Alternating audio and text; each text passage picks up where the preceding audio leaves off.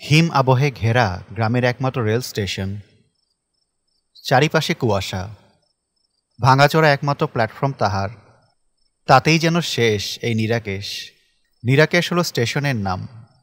বাবার মুখে শুনেছে ব্রিটিশরা নাকি তৈরি করেছিল এর কাঠামো। শীতের রাতে কাঁথা গায়ে দিয়ে ঘুমিয়েছে পুরো গ্রাম। জহুরুলও তাদের সঙ্গী হতো, যদি না শহর থেকে জরুরি বার্তা বাবদ সেই চিঠির খাম তার হাতে আসত। অফিস থেকে আগেই ছুটি নিয়েছিল 2 দিনের জন্য। মাঝখানটায় শুক্র শনি পড়ে যাওয়ায় ছুটির মেয়াদ বেড়ে হয়েছে 4 দিন। 4 দিনে একাংশ ভালোভাবে কাটাতে পারেনি সে। ঊর্ধ্বতন কর্মকর্তার করা নোটিশ, হয় কাল সকালে যোগ দিবে নতুবা বিদায়। ভাগ্যিস চিঠিটা রাত করে হলেও হাতে পেয়েছিল। কোনো মতে 2 সেট কাপড় নিয়ে বেরোতে পেরেছে। তবে প্ল্যাটফর্মে এসে পড়েছে মহা বিপদে। চারিপাশ যেন ধুধু প্রান্তর, কেউ নেই, কিচ্ছু নেই। তার জানা মতে স্টেশন মাস্টারে থাকার কথা পাশের কোয়ার্টারে, কিন্তু না, সে গিয়ে দেখে এসেছে কিছুক্ষণ আগে। দরজায় ঝুলছে বড়সড় এক তালা। প্ল্যাটফর্মের বাতিগুলো নিভে আছে। বৈদ্যুতিক সুইচ খোঁজার চেষ্টা করেনি জহুরুল। সে জানে এসব স্টেশন মাস্টারের রুম ছাড়া বাইরে থাকারও কথা না। দুদণ্ড পাইচারি করে প্ল্যাটফর্মের কিনারে দাঁড়ালো জহুরুল। যে করেই হোক শহরে যে তাকে ফিরতেই হবে। কোনো ট্রেন কি থামবে না, নাকি 1 বছরে এ স্টেশন একেবারে পরিত্যক্ত হয়েছে? শুরু হয়ে বেঁকে আসা রেল লাইন প্ল্যাটফর্ম ঘেঁষে আবার চলে গেছে সরু হয়ে। দুপাশে তাকিয়ে দেখল জহুরুল। জ্যোৎস্নার আলোয় যতদূর চোখ যায় রেলের কোনো আগাম বার্তা নেই। দূরের লাইনটুকু যেন কুয়াশার চাদরে পুরোপুরি ঢাকা পড়েছে এক নীলাভ দৃশ্য। নীলচে চাঁদের জ্যোৎস্না, সাদা কুয়াশার পারদ। আশেপাশে কোনো জীবের অস্তিত্ব নেই। এই পুরনো ভাঙ্গা আধারের প্ল্যাটফর্মে সে একা, নীরব, নিস্তব্ধ পরিবেশ। ছোট কোনো জীবের আওয়াজ পর্যন্ত আসছে না। হঠাৎ বয়ে যাওয়া হিমশীতল হাওয়া কাঁপিয়ে তুলল তাকে। 2 হাত দিয়ে শরীর চেপে ধরে ঠান্ডা থেকে বাঁচতে যেন চাইল জহুরুল। কয়েক কদম পিছিয়ে গেল। কেমন যেন ভয় হতে শুরু করেছে। সাহসের পাথরে ধরতে শুরু করেছে ফাটল। না, এইভাবে আর কতক্ষণ? হাত ঘড়ি উঁচিয়ে সময় দেখার চেষ্টা করল। আবছা জ্যোৎস্নায় সময়ের কাঁটা ঠেকেছে 12টায়। ঢোক গিলল জহুরুল। গ্রাম হিসেবে এই গ্রাম মাঝরাতের সমান। একা এইভাবে দাঁড়িয়ে থাকাটা তার কাছে স্বাভাবিক লাগছে না। কি মনে করে যেন সে তার সিদ্ধান্ত থেকে সরে এলো। সে বাড়ি ফিরে যাবে। চাকরি গেলে যাক, ট্রেন নেই, কিচ্ছুই নেই। একা একটা গা ছমছমে স্টেশনে আর কতক্ষণ? উল্টো ফিরে চলে যাওয়ার জন্য পা বাড়ালো জহুরুল। হঠাৎ তার কানে ভেসে এলো ভয়ানক এক হুইসেল। চমকে উঠল জহুরুল। নিস্তব্ধতার মাঝে এমন কিছু যে কারো হৃৎস্পন্দন থামিয়ে দেওয়ার জন্য যথেষ্ট। সে ফিরে তাকালো। কুয়াশা ভেদ করে তীব্র হুইসেল বাজিয়ে ছুটে আসছে এক ট্রেন। কপালে গাঁথা এক তির্যক হেডলাইট। সেই আলো যেন এক চোখা এক দানবকে দৃশ্যমান করল জহুরুলের নিকট। ট্রেনটা প্ল্যাটফর্ম পেরোতে লাগলো। জহুরুল আদৌ ফিরে তার দৃষ্টি বন্দী করছে ট্রেনটিকে। আশ্চর্য, এটার গতি কমে যাচ্ছে নাকি? এত রাতে এই পরিত্যক্ত স্টেশনে ট্রেন থামবে?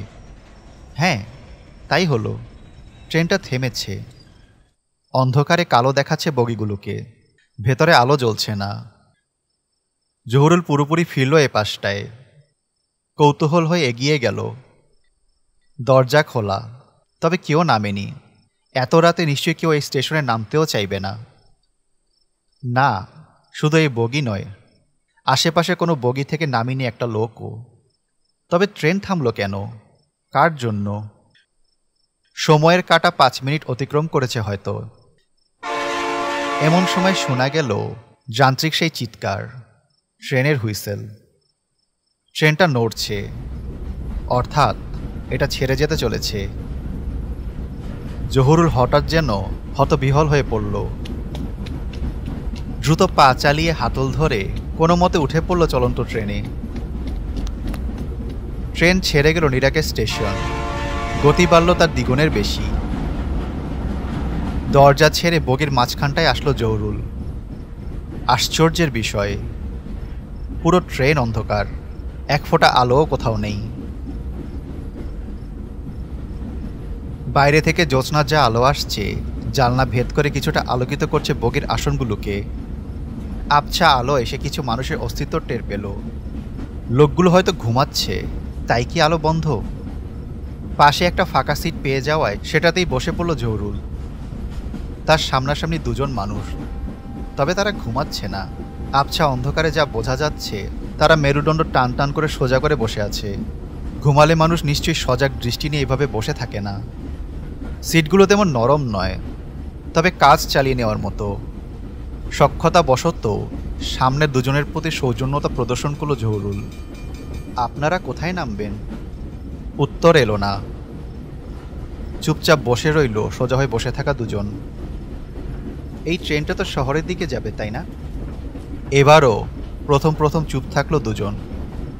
কিছুক্ষণ পর তার মধ্যে একজন বলে উঠল, হ্যাঁ, সীমান্ত এক্সপ্রেস শহরের দিকেই যাচ্ছে।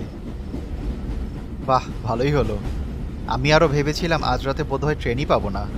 ভাগ্য ভালো, শেষ মুহূর্তে এটা পেয়ে গেলাম, নাইলে যে কি বিপদটাই না হতো। সৌজন্যমূলক হাসল জহুরুল। তবে অপর পাশ থেকে কোনো আওয়াজ এলো না। কিছুটা বিব্রত বোধ করল সে। লোকগুলো এত চুপচাপ কেন? আর তাকিয়ে আছে তো আছেই তার দিকেই, কথাও তেমন বলছে না। বিষয়টা কেমন অদ্ভুত না? জানলার বাহিরে চোখ রাখার চেষ্টা করলো জহুরুল।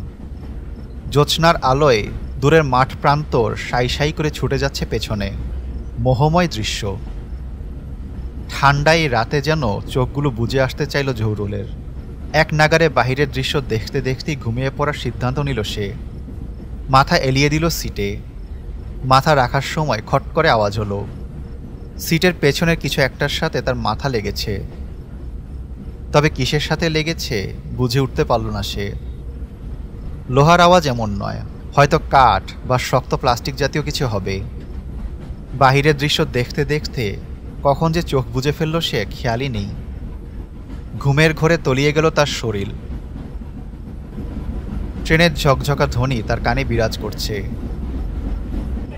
হঠাৎ তার চোখ খুলে গেল। চারপাশ আলোকিত। ট্রেনের কামরায় সবগুলো আলো জ্বলছে। ছোট ছোট কিছু ছেলে মেয়ে বেলুন হাতে দৌড়ে বেড়াচ্ছে কামরা জুড়ে।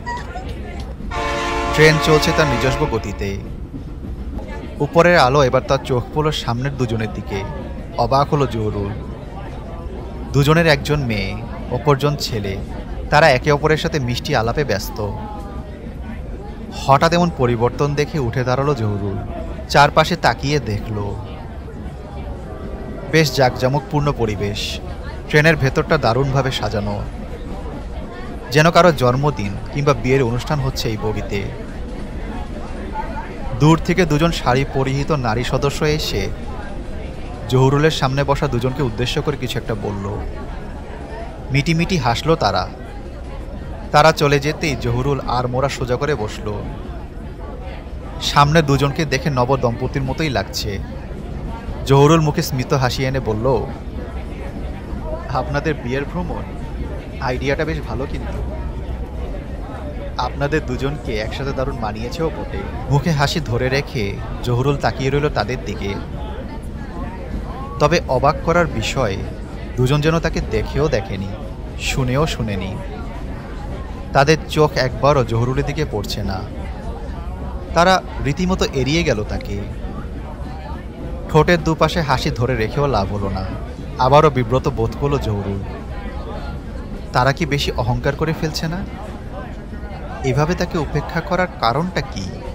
কিছুই বুঝে উঠতে না পেরে আড়মোড়া নরম করে পিছিয়ে বসল জহুরুল। আশ্চর্য, সিটটা হঠাৎ এত নরম হলো কি করে? প্রথম দিকে তো এমনটা ছিল না। ছোট বাচ্চাদের দল বেলুন হাতে ছুটোছুটি করে চলে গেল বগির ওপর পাশে। উপেক্ষিত জহুরুল সিটে গা এলিয়ে দিয়ে বিড়বিড় করল, আজব লোক, আগে জানলে মোটেও উঠতাম না এই বগিতে। আগুন, আগুন, সামনের কামরায় আগুন লেগেছে। লোকজন হুড়মুড় করে ছুটতে শুরু করলো। তড়িৎ বেগে উঠে দাঁড়ালো জহুরুল। আশ্চর্যজনকভাবে সামনের বরকনেও উঠে দাঁড়ালো একসাথে। এবারও তারা যেন তাকে দেখছে না। ভয় নিয়ে তারা ছুটে গেল বগির বিপরীত দিকে। জহুরুল সামনের দিকে তাকাতেই তার চোখ দুটোই ঘটল এক বিস্ফোরণ। বগির অর্ধেকটা আগুনে ছেয়ে গেছে। দ্রুত সিট ছেড়ে পিছনের দিকে যেতে লাগলো সে। ভুলে সিটে ফেলে গেল তার কাপড় সঞ্চিত ব্যাগ। সাজানো কাজে ব্যবহার করা বেলুনগুলো বিকট শব্দে ফাটছে, আগুনকে করছে ত্বরান্বিত। বেলুনে থাকা দাহ্য হিলিয়াম গ্যাস আগুনকে চোখের পলকে ছড়িয়ে দিচ্ছে চারপাশে। জহুরুল ছুটে বগির পিছনে গেল। হঠাৎ এক ঝাঁকুনিতে কেঁপে উঠল ট্রেনের বগি। কামরা সব আলো নিভে গেল একসাথে। বগির শেষ দিকটায় এসে অন্ধকারে পা আটকে হুমড়ি খেয়ে পড়ল জহুরুল। প্রচণ্ড ব্যথায় কোকিয়ে উঠল। শক্ত কিছু লাঠির উপরে পড়ে গেছে সে। উঠে দাঁড়ানোর চেষ্টা করতেই জ্যোৎস্নার আলোয় তার সামনের দৃশ্য দেখতে পেল সে। এগুলো তো মানব কঙ্কাল। সাথে সাথেই শত শত অসহায় মানবদের আত্মচিৎকার তার কানে এলো। কানে এলো ছোট ছোট বাচ্চাদের কান্নার শব্দ। হঠাৎ ট্রেনটা ছুটতে লাগলো দ্রুত গতিতে। অন্ধকার ট্রেনের বগিতে দেখা দিল হলদে রঙের আলো, আগুন। পিছনে ফিরে তাকাতেই চমকে উঠল জহুরুল। কারো শরীর আগুনে ঝলসে গিয়েছে, কারো বা পুড়ে গেছে শরীরের অর্ধেক। রক্ত লাল চোখে তারা তাকিয়ে আছে জহুরুলের দিকে। এগিয়ে আসতে লাগলো তারা। আগুনের তীব্রতা বাড়তে লাগলো। তাপের আছে যেন সুতীব্র যন্ত্রণা হতে লাগলো জহুরুলের হাতের চামড়ায়। পিছিয়ে যেতে যেতে বগির শেষ প্রান্তে পিঠ থেকে গেল তার। ভয়ঙ্কর দেখতে সে সকল মানুষ তার গলা চেপে ধরার চেষ্টা করে। জহুরুল দেখেছিল সেই সব মানুষদের মধ্যে সেই দুজন বরকনেও রয়েছে। তাদের মুখ পুড়ে গেছে অর্ধেকের বেশি। ট্রেনের গতি যেন আরও বাড়ল। একে একে সবাই মিলে চেপে ধরতে লাগলো তার গলা। না না, আমাকে ছেড়ে দাও, না এমন করো না, না বাঁচাও বাঁচাও আমাকে, না না। জহুরুল নিঃশ্বাস নিতে পারছে না। হঠাৎ এক বিশাল ঝটকায় ছিটকে গেল সবকিছু। দুমড়ে মুচড়ে গেল সর্বাংশ। বিকট শব্দের পর আর কিছুই শুনতে পেল না জহুরুল। সব নিঃশেষ।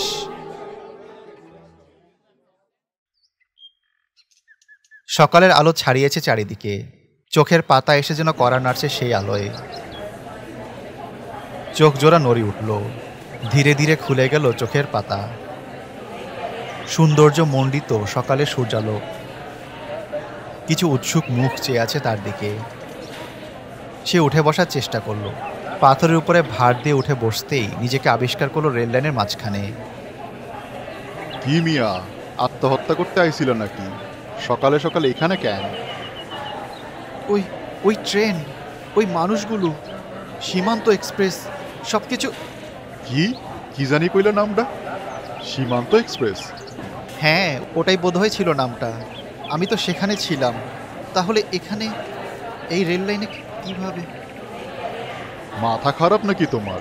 ওই ট্রেন তো কবেই বন্ধ হইয়া গেছে। মানে? 25 বছর ধরে ওই ট্রেন বন্ধ। আগুনে পুইরা গেছিল। 124 জন মনে হয়। ওই ঘটনায় 124 জনের মতো মারা গেছিল। তুমি ওই ট্রেন পাইবা কেমনে? ওই ট্রেন তো এখন আর চলে না। এই দুর্ঘটনার পরপরই বন্ধ হইয়া গেছে। এবার সে বুঝতে পারছে পুরো ঘটনাটা। যতই উপলব্ধি হচ্ছে ততই যেন শিউরে উঠছে তার গায়ের প্রতিটি লোমকূপ। কি ভয়ানক এক যাত্রা। আচ্ছা, সে বেঁচে গেল কিভাবে? আর কাল রাতের ঘটনাকে যদি সে দুঃস্বপ্ন ভেবেও নেয়, তাহলে এই ফাঁকা মাঠ প্রান্তরে রেল লাইনই বা আসলো কী করে? সে নিশ্চয়ই এই এলাকার কোনো অংশে ছিল না। তবে কি তাদের কথাই সত্যি? ঝাঁকুনি দিয়ে গা শিউরে উঠল জহুরুলের।